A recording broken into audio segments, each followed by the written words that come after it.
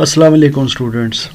Vital educators और इसके ज़ेर एहतमाम computer science national book foundation new course obviously grade 10 और ग्रेड 10 बुक का चैप्टर नंबर है 1 कंप्यूटर सिस्टम्स। और इससे पहले हम 7 लेक्चर्स में पहला topic which is numbering system वो हम कंप्लीट कर चुके हैं अल्हम्दुलिल्लाह। उसके अंदर हमने तमाम convergence binary, octal, decimal and hexadecimal वो सब सीखी। अब हमारा जो चैप्टर 1 का नेक्स्ट टॉपिक है 1.2.3 and this is binary arithmetic. अब ये स्टार्ट होने जा रहा है और इस सिलसिले का लेक्चर नंबर 8 है जी। और देखते हैं कि इस लेक्चर में हमारे पास क्या है। सबसे पहले ऑब्वियसली हम इसका एजेंडा देख लेते हैं। हमारे पास फंडामेंटली जो एक बाइनरी अर्थमेटिक का एक सिनारियो होता है हम उसको सबसे पहले डिस्कस करते हैं और देखते हैं कि बाइनरी अर्थमेटिक का मकसद क्या है, बाइनरी अर्थमेटिक की इम्पोर्टेंस क्या है। Computer fundamentally understand only binary code. ये मेन चीज़ है कि कंप्यूटर सिर्फ और सिर्फ बाइनरी कोड को अंडरस्टैंड करता है। ये इससे पहले 9th में भी, और जो बच्चे 5-6 क्लास से कंप्यूटर पढ़ते आ रहे हैं उनको थोड़ा बहुत आइडिया होता है कि कंप्यूटर की जो फंडामेंटल लैंग्वेज है, जो बेसिक लैंग्वेज है, वो मशीन लैंग्वेज है and this is a binary language 0-1। The basic code is understood and used in all types of mathematical operations by the computers.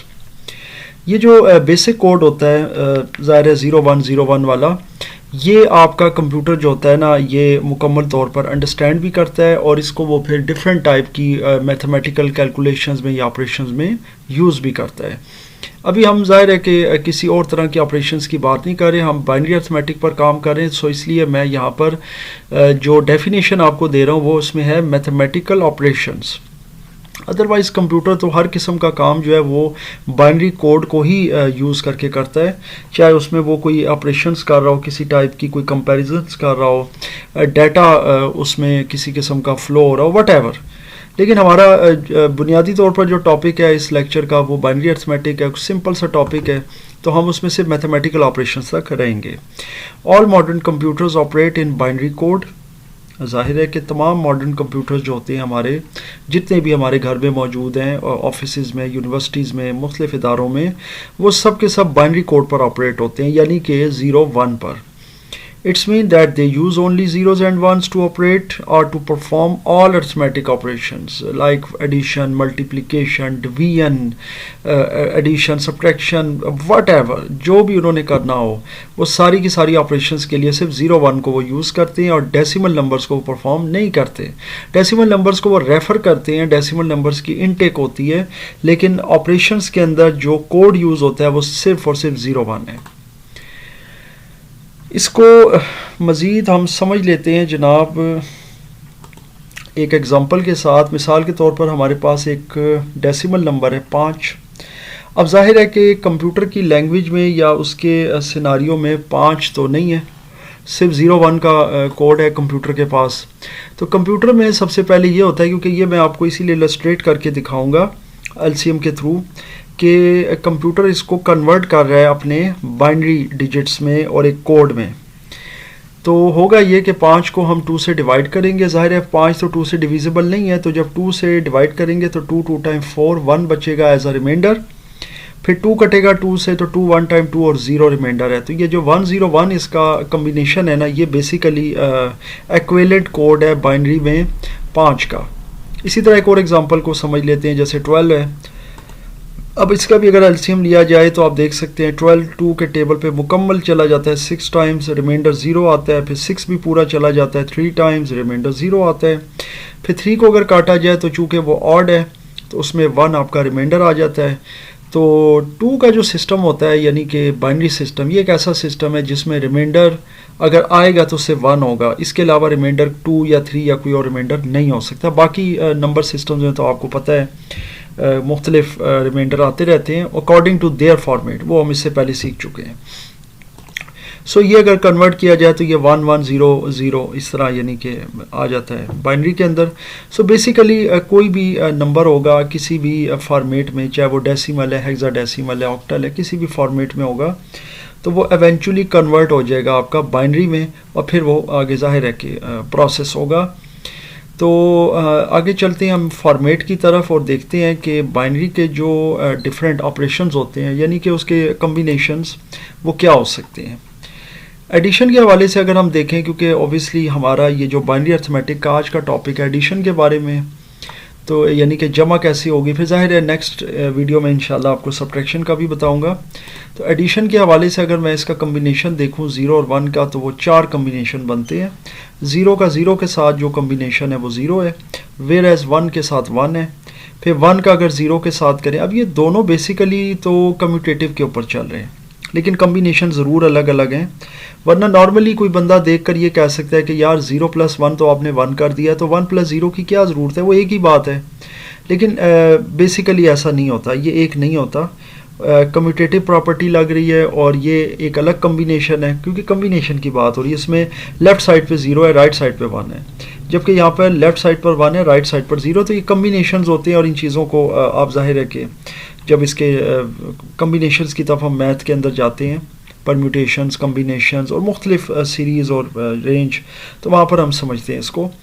लेकिन जब ये कम्बिनेशन बनता है ना 1 और 1 का, तो आपको पता है कि ये 1 तो नहीं आता, लेकिन 2 भी नहीं हम लिख सकते, क्योंकि 2 तो है ही नहीं बाइनरी के अंदर। तो कन्फ्यूजन क्रिएट हो जाती है। तो बस आपने वही चीज़ है कि जो अभी मैंने आपको इससे पहले चीज़ बताई है कि ये जो 1 + 1 है बेसिकली ये उस तरह परफॉर्म नहीं होगा लाइक डेसिमल कि 1 + 1 2, 2 + 4 6, नहीं, ऐसा नहीं होगा। बल्कि 1 + 1 2 तो आएगा, लेकिन 2 का एलसीएम लिया जाएगा और 2 1 × 2 पूरा ख़त्म हो जाएगा, पीछे 0 रिमाइंडर होगा, उसको कंसिडर ही नहीं किया जाएगा। सो 0 रिमाइंडर में चला जाएगा और 1 जो है ना वो इधर एक एज रिज़ल्ट आ जाएगा। तो ये तरतीब है 1 + 1 2 की, क्योंकि बाइनरी के अंदर 2 की गुंजाइश नहीं है, सिर्फ 0 और 1 2 डिजिट्स हैं। असाइनमेंट की तरफ चलते हैं जी हम अपनी, और देखते हैं असाइनमेंट नंबर 1 में हमारे पास क्या है। हमारे पास 2 नंबर्स हैं जी, एक 100 है और एक 1011 है जी। ये 2 नंबर्स हैं, इनको हमने जमा करना है। बड़ा आसान सा ये पहला असाइनमेंट वाला मामला है, बहुत आसान चीज़ है, लेकिन ऑब्वियसली कॉन्सेप्चुअल है। फिर इससे आगे थोड़ा डिफ़िकल्ट की तरफ भी जाते हैं। हमारे पास पहला नंबर जो है वो चूँकि 4 डिजिट्स का है, दूसरा 3 का है, तो मैंने अपनी सहूलत के लिए 4 वाला ऊपर रख लिया है और 3 वाला नीचे ले आया हूँ, यानी 100। अब इनको मैं प्लस करता हूँ, तो 1 में 0 प्लस करें तो 1, फिर 1 में 0 करें 1, फिर 0 में 1 करें 1, ज़ाहिर कम्यूटेटिव है, और आगे 1 आ गया, नीचे 1। तो ये आंसर आ गया जी इसका 1 1 1 1 या क्वाड 1 या डबल 1, जो भी है, वट एवर आप जैसा मर्जी पढ़ लें।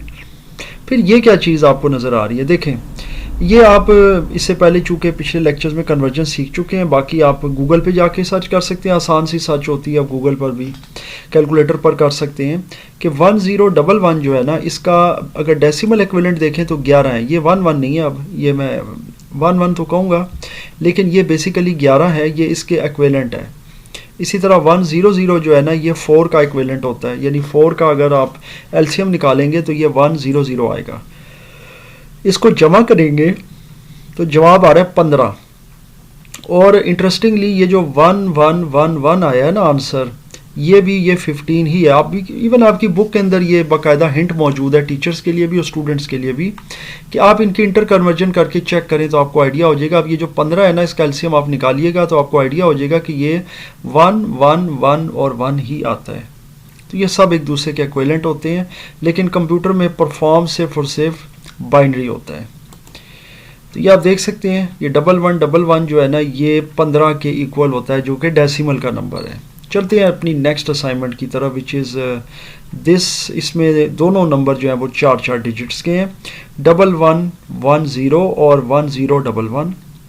इसमें कोई भी नंबर ऊपर रख लें, इससे कोई खैर फ़र्क नहीं पड़ रहा। मैंने पहले वाला ऊपर रख लिया है, दूसरे वाला नंबर नीचे रख लिया है।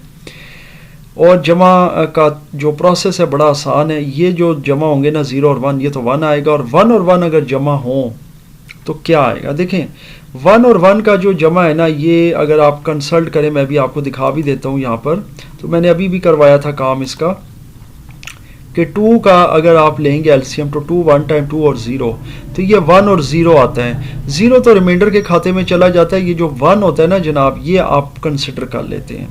सो इसका मतलब ये है कि जब 1 और 1 को प्लस करेंगे तो यहाँ 0 आ रहा है और ये 1 इधर कंसिडर हो जाएगा। अब ये कंसिडर देखें कहाँ हो रहा है, ये एज अ कैरी यहाँ कंसिडर हो रहा है इसके ऊपर। ये जो थर्ड वाली फॉर्मेशन है, देखिए ये टोटल ये जो नंबर्स है ना, इनके 4 कॉलम है। अब आप देख सकते हैं, तो कॉलम नंबर यहाँ पर चला जाएगा 2 में, अगर लेफ्ट से चले तो 2 में, और राइट से चले तो 3 नंबर कॉलम है, तो इधर चला जाएगा। अब यहाँ पर भी चूंकि ये 1 है और नीचे भी 1 है, तो ये 2 हो गया। इसके नीचे 0 है, तो 2 + 0 ज़ाहिर है 2 ही होता है। 2 का अगेन वही एलसीएम लें जो मैंने अभी आपको बताया कि अगर ये एलसीएम के थ्रू करें तो वही आता है 1 0। तो 0 वाला खाता जो है वो रिमाइंडर में चला गया, 1 जो है वो कंसिडर हो जाएगा। तो 0 इधर लिखेंगे, 1 फिर इधर ऊपर चला जाएगा एज कैरी। अब इस बार आप देखें नीचे भी 2 अदद 1 है, तो ये 1 1 और 1 मिलके 3 होते हैं।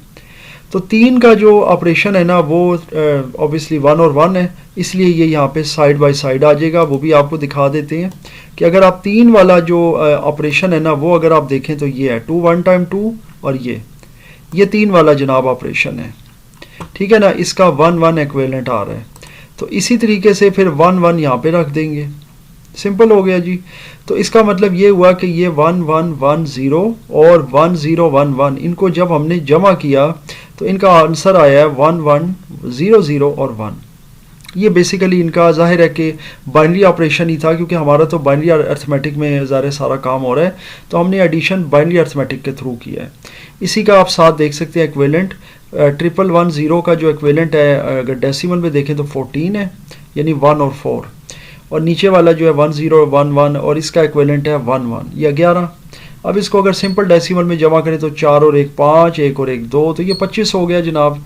तो ये सिंपल आंसर है इसका जो कि यहाँ पर आ गया है, और यही आपका ज़ाहिर रिक्वायर्ड आंसर है।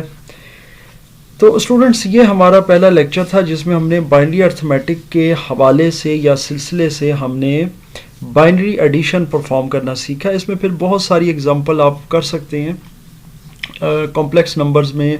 कॉम्प्लेक्स मींस के वो नहीं मैं कह रहा आयोटा वाले, कॉम्प्लेक्स मींस है कि कोई 8 या 10 डिजिट्स वाला कोई नंबर ले लें बाइनरी का, और उसके साथ मज़ीद कोई 8 से 10 डिजिट वाला प्लस करें, थोड़े कॉम्प्लिकेटेड या कॉम्प्लेक्स क्वेश्चंस को हल करें, लेकिन सबका रूल एक ही होगा। इसमें किसी किस्म का कोई ऐसा नंबर नहीं आएगा जिसमें एक के अलावा कोई चीज़ हो। इवन जो कैरी लेंगे वो भी 1 ही होगा, 1 के अलावा कैरी नहीं होता। रिमाइंडर हमेशा 0 होता है, रिमाइंडर में 0 के अलावा कुछ नहीं होता, या 1 होता है या 0 होता है, लेकिन नीचे जो होता है वो रिमाइंडर जो होता है वो आ रहा होता है, वो 0 होता है। बहरहाल ये चीज़ है। फिर उसके बाद जब 1 + 1 + 3 किया तो 3 का एलसीएम फिर जो कि 1 1 आता है, तो पूरे का पूरा यहाँ आ गया। तो ये कुछ चीज़ें छोटे छोटे रूल्स हैं जो इसके हैं, और बाकी इसमें फिर ज़ाहिर है किसी किस्म का अगर कोई कन्फ्यूजन हो तो वो आप मुझसे ज़रूर शेयर कीजिएगा। आने वाले किसी भी लेक्चर में मैं इंशाअल्लाह ताला वो भी एक्सप्लेन कर दूँगा।